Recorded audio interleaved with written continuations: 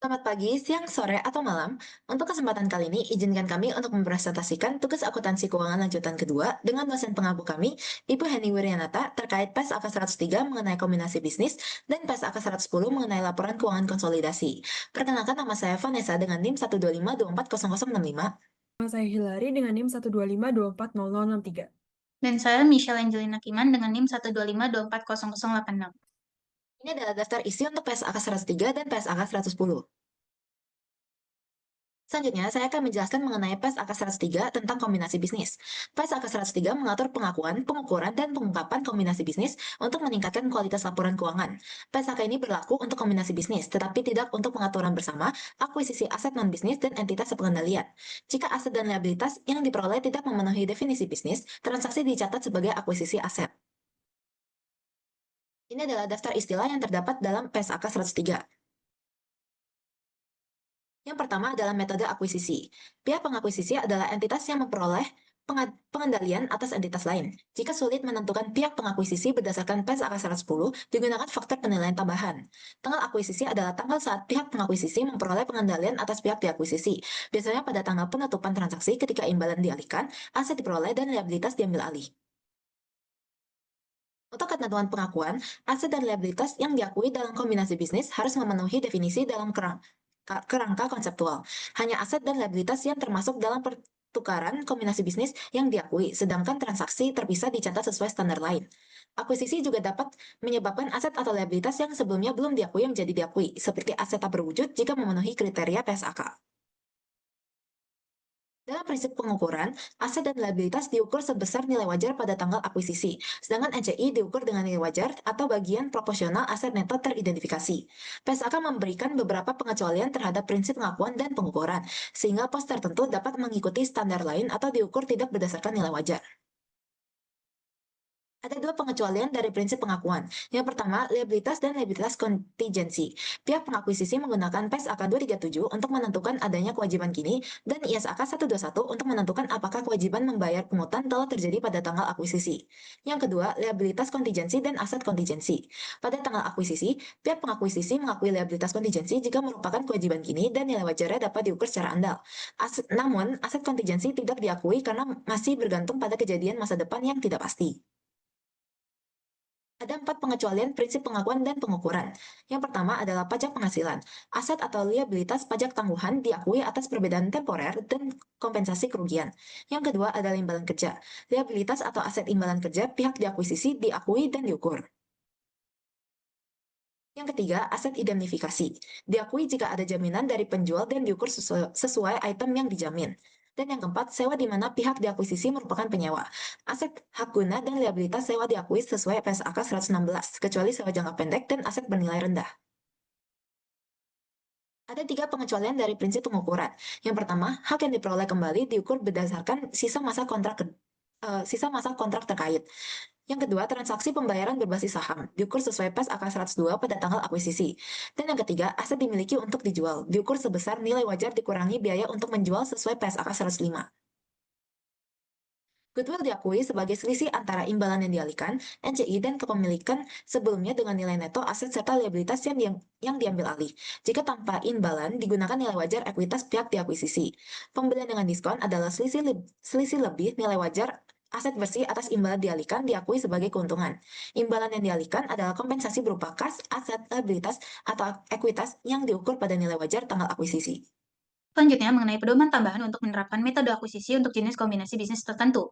Yang pertama, kombinasi bisnis yang dilakukan secara bertahap. Jika pengakuisisi sebelumnya sudah memiliki pengendalian atas bagian saham, maka kepemilikan lama diukur kembali pada nilai wajar saat tanggal akuisisi dan selisihnya diakui sebagai laba atau rugi. Kedua, kombinasi bisnis yang dilakukan tanpa pengalihan imbalan. Pengendalian bisa diperoleh tanpa pengalihan imbalan, misalnya karena buyback saham, hilangnya hak veto minoritas, dan melalui kontrak semata. Tetapi untuk kasus ini tetap menggunakan metode akuisisi. Periode pengukuran.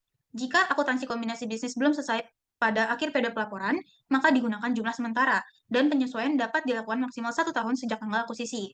Penyesuaian ini berlaku retrospektif dan dapat mempengaruhi goodwill. Setelah periode pengukuran berakhir, maka perubahan hanya boleh untuk dikoreksi kesalahannya sesuai PSAK 208.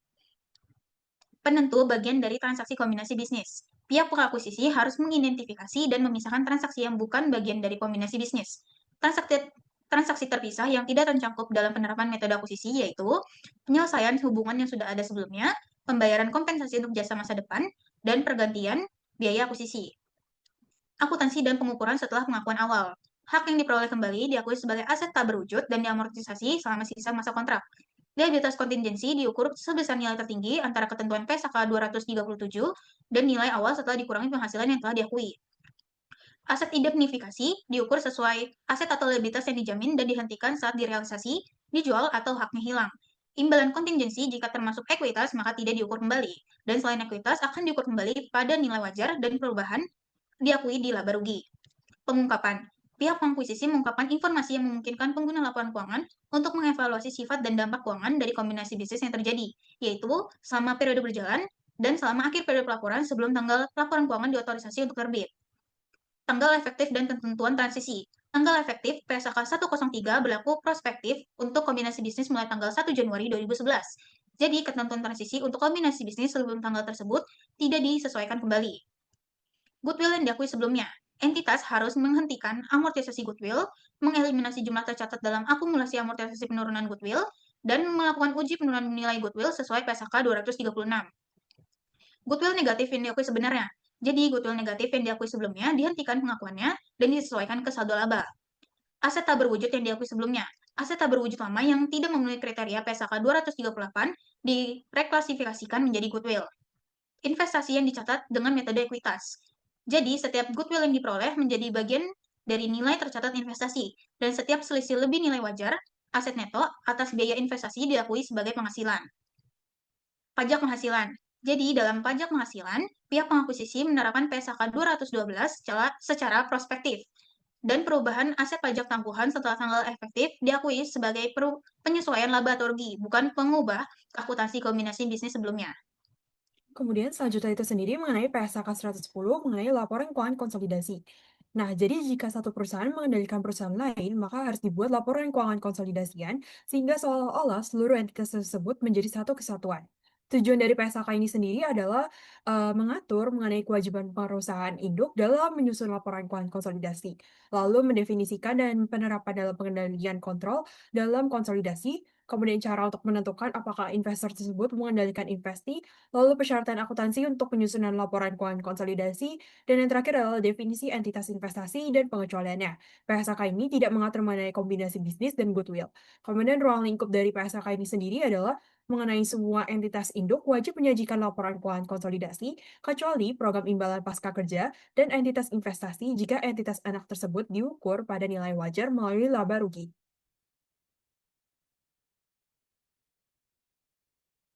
Berikut ini adalah daftar istilah yang akan dibahas dalam PSAK 110. Kemudian mengenai pengendalian, di mana investor dapat dikatakan mengendalikan investi jika investor tersebut memiliki kemampuan untuk mempengaruhi hasil yang diterima dari perusahaan tersebut. Nah, syarat dari pengendalian itu sendiri adalah memiliki kekuasaan atas investi atau aktivitas penting, lalu yang kedua adalah memiliki exposure atau hak atas imbalan hasil key variable, di mana investor tersebut dapat mengalami keuntungan atau rugi tergantung dari investi. Kemudian yang ketiga adalah mampu menggunakan kekuasaannya atas investi untuk mempengaruhi imbalan hasil yang akan diterima. Nah, penilaian pengendalian ini harus mempertimbangkan seluruh fakta dan kondisi yang ada, misalnya hak suara, perjanjian, dan lainnya. Sehingga hasil penilaian ini bisa berubah jika kondisi tersebut berubah. Nah, jika keputusan penting dalam satu entitas itu disetujui bersama oleh dua atau lebih pihak, maka tidak ada satu pihak pun yang mengendalikan sendiri, sehingga kondisi itu dikatakan sebagai pengendalian bersama atau joint control. Selanjutnya itu mengenai kekuasaan. Kekuasaan ini berasal dari hak suara seperti kepemilikan saham maupun perjanjian kontraktual, di mana investor tetap dianggap memiliki kekuasaan meskipun hak tersebut belum digunakan, selama investor tersebut memiliki kemampuan untuk mengarahkan aktivitas yang relevan. Jika terdapat dua atau lebih investor yang punya hak untuk mengarahkan aktivitas yang berbeda, maka yang mengatur aktivitas yang paling berpengaruh adalah yang memiliki kekuasaan. Kemudian investor yang hanya memiliki hak protektif tidak dianggap memiliki kekuasaan sehingga tidak mengendalikan investasi. Kemudian mengenai aktivitas relevan. Aktivitas ini merupakan aktivitas operasional dan keuangan perusahaan yang dapat mempengaruhi imbal hasil. Contohnya itu sendiri adalah penjualan atau pembelian barang atau jasa, lalu pengelolaan aset, pemilihan akuisisi atau pelepasan aset, lalu penelitian dan pengembangan produk atau proses baru, dan yang terakhir adalah mengenai penentuan struktur dan sumber pendanaan. Nah, kemudian keputusan terkait aktivitas ini tuh misalnya mencakup baik penetapan keputusan operasional dan permodalan investi termasuk anggaran, lalu penunjukan dan pembelian remunerasi personil manajemen kunci investi atau penyedia jasa, dan penghentian jasa atau pemutusan hubungan kerja tersebut. Selanjutnya itu sendiri mengenai imbal hasil, di mana imbal hasil ini adalah keuntungan yang diperoleh investor dari penanaman modal dalam jangka waktu tertentu, baik dalam bentuk nominal atau persentase, di mana exposure atas imbal hasil variabel itu artinya adalah imbal hasil bisa berubah-berubah tergantung dari kinerja investi, jadi bisa untung atau rugi. Imbal hasil ini juga bisa dibagi ke beberapa pihak, termasuk pemilik kepentingan non pengendali atau NCI. Nah, hubungannya itu selanjutnya akan dibahas yaitu mengenai hubungan antara kekuasaan dan imbal hasil. Jadi investor tersebut dikatakan dapat mengendalikan investi jika ia memiliki kekuasaan, lalu memiliki hak atas imbal hasil variabel, dan mampu menggunakan kekuasaannya untuk mempengaruhi imbal hasil tersebut, seperti yang dijelaskan sebelumnya. Dengan demikian, tidak hanya investor itu hanya memiliki kekuasaan dan hak hasil, namun juga investor harus bisa menghubungkan keduanya agar bisa mempengaruhi hasilnya. Nah, dalam pengambilan keputusan itu sendiri, investor dapat berperan sebagai prinsipal yang dimana dia bertindak untuk kepentingan sendiri dan mengendalikan investi, atau bisa juga sebagai agen, di mana hanya bertindak untuk pihak lain dan tidak mengendalikan investi. Kemudian selanjutnya ini sendiri mengenai persyaratan akuntansi terkait penyusunan laporan keuangan konsolidasi, di mana semua entitas dalam satu grup atau entitas induk dan anak harus memakai kebijakan pencatatan akuntansi yang sama. Tujuannya ini adalah agar laporan konsolidasi tersebut dapat tersusun secara konsisten, tidak menyesatkan, dan bisa dianggap seolah-olah satu perusahaan. Nah, konsolidasi ini akan dimulai saat investor tersebut memperoleh kontrol utama atas investi dan akan berhenti saat kontrol tersebut hilang. Kemudian selanjutnya ini mengenai kepentingan non-pengendali atau NCI, di mana dalam penyajian laporan konsolidasi, kepentingan non-pengendali atau NCI ini akan disajikan di bagian ekuitas, namun dipisahkan dari bagian milik induk, di mana perubahan kepemilikan atau tanpa kehilangan kontrol itu dikatakan ketika induk itu menambah atau mengurangi jumlah kepemilikannya di perusahaan anak, tetapi masih tetap mengendalikannya, maka akan dicatat sebagai transaksi ekuitas. Transaksi itu adalah transaksi dengan pemilik dalam kapasitasnya sebagai pemilik dan tidak diakui laba atau ruginya, atau hanya mengubah bagian kepemilikan di ekuitas saja. Kemudian mengenai kehilangan pengendali, di mana ini terjadi ketika entitas induk itu kehilangan kontrol atas entitas anak. Di mana jika induk kehilangan kontrol, maka ia harus menghentikan pengakuan aset dan liabilitas entitas anak dari laporan keuangan konsolidasi, lalu mengakui sisa investasi saham di entitas anak sebesar nilai wajar atau fair value. Nilai wajar tersebut dianggap sebagai nilai wajar pada saat pengakuan awal aset keuangan. Dan yang ketiga adalah mengakui laba atau rugi atas kehilangan kontrol tersebut yang dapat diatribusikan kepada kepentingan pengendali terdahulu. Kemudian mengenai entitas investasi, di mana ciri-ciri entitas ini adalah entitas yang memperoleh dana dari satu atau lebih investor dengan tujuan memberikan investor tersebut jasa manajemen investasi. Kemudian tujuan bisnisnya ini adalah untuk mendapatkan imbal hasil dari kenaikan nilai modal, penghasilan investasi, ataupun keduanya. Lalu kinerja dari seluruh investasi ini akan diukur berdasarkan nilai wajar. Nah, karakteristik dari entitas ini adalah dia memiliki lebih dari satu investasi dan investor, kemudian memiliki investor yang bukan merupakan pihak-pihak berelasi dari entitas, dan bagian kepemilikan ini berbentuk ekuitas. Dan jika terjadi perubahan pada elemen atau karakteristik entitas investasi, maka entitas induk harus menilai ulang statusnya. Jika status tersebut berubah menjadi atau tidak lagi sebagai entitas investasi, maka pencatatan harus dilakukan secara prospektif sejak tanggal perubahan.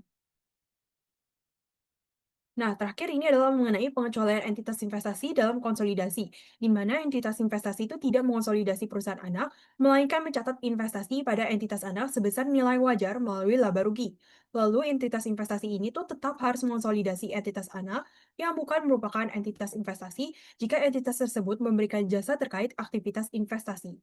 Kemudian, jika entitas investasi yang dimiliki oleh entitas induk lainnya, maka entitas induk tetap mengonsolidasi seluruh entitas yang dikendalikan kecuali jika entitas induk tersebut merupakan entitas investasi. Sekian dari presentasi dari kelompok kami, terima kasih telah mendengarkan.